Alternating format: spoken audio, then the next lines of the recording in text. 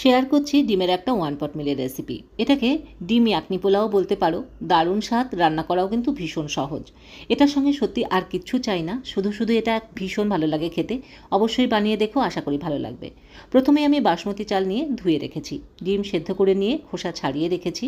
কড়াইতে refined oil গরম করে সেদ্ধ ডিমগুলো দিয়ে হালকা করে ভেজে আমি তুলে নিয়েছি।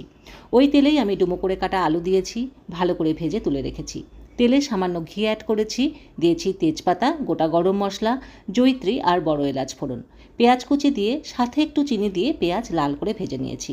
দিয়েছি আদা রসুনের পেস্ট, সামান্য জল দিয়েছি যাতে পেঁয়াজ পুড়ে না যায়। খুব ভালো করে কষিয়ে দিয়েছি কাঁচা লঙ্কা কুচি, 1 চামচ মৌরি গুঁড়ো, 1 চামচ ধনে গুঁড়ো আর ভাজা আলু দিয়েছি। ভালো মতো মশলা কষিয়ে নিয়েছি। ফ্যাটানো টক দই দিয়েছি।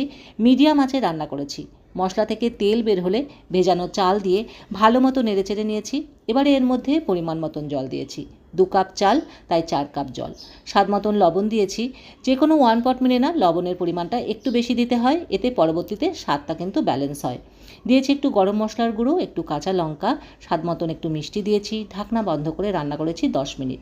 10 মিনিট পর চাল যখন অর্ধেক সেদ্ধ হয়ে আসবে তখন ডিমগুলো দিয়েছি। আবারও ঢাকনা বন্ধ করে রান্না করেছি। একদম শেষে হাফ কাপ দুধের মধ্যে একটু কেওড়া জল আর একটু কেশর ভিজিয়ে রেখেছিলাম, সেটা ছড়িয়ে দিয়ে রেস্টে রেখেছি আবারও 10 মিনিট। এটা অপশনাল, নাও করতে পারো। তৈরি হয়ে গেছে দারুণ স্বাদের ডিমের পোলাও।